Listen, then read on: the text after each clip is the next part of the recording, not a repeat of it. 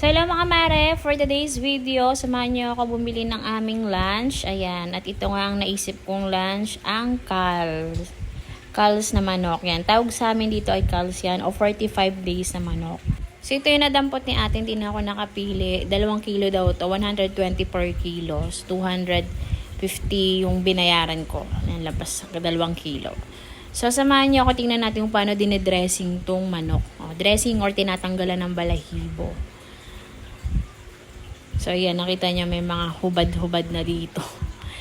So, yan gagawin muna ay ilulublob siya sa mainit na tubig. Sobrang init siguro niyan. Kasi talaga namang napapalambot niya yung balahibo ng mga manok na yan.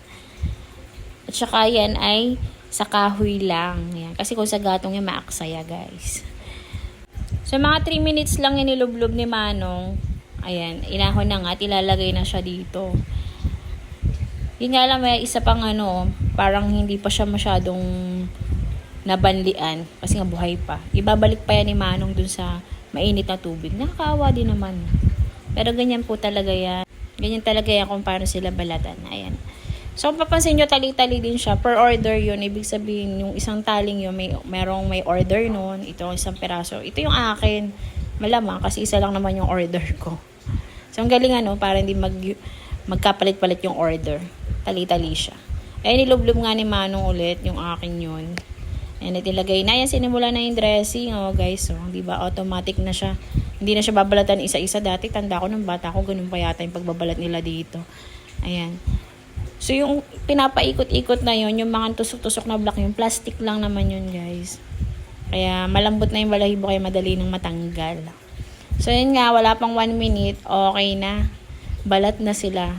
So, bilis. Ay, pagkatas balatan, ay, tatanggalan na yan, lilinisan. Tanggalin yung mga natira-tirang balahibo. At tapos, lilinisan nila yung loob niyan. Tanggalin yung mga hindi kinakain sa loob, like yung abdo ba yun, yan. Tanggalan na rin ang paa. Kasi mga parts na hindi na nakakain. Ayan, tatanggalin din dyan yung, syempre, yung lalagyan ng pagkain niya, tsaka yung lalagyan ng ipot. Ayan, hindi naman na makakain yun. At ang lutong gagawin namin dito, mga mare, ay dilino. O yan, sa ibang lugar, iba ang tawag niyan. Pero sa amin, dilino. Ang pagluluto niyan, medyo style para siyang tinola.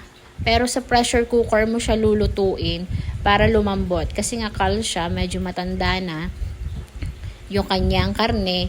Kaya kailangan i-pressure cooker. Kaya super sarap ng sabaw nito guys. Dahil sa tagal na pinakuluan. Kaya yung sabaw nito ako kaldong-kaldo. Napakasarap higupin. Yan. Kapag may mga piyesta nga lang to na luluto dito sa lugar namin. Pero ngayon kahit ordinaryong araw nagpapaluto ako nito kasi nga masarap. Actually masarap din itong pulutan mga mare yan.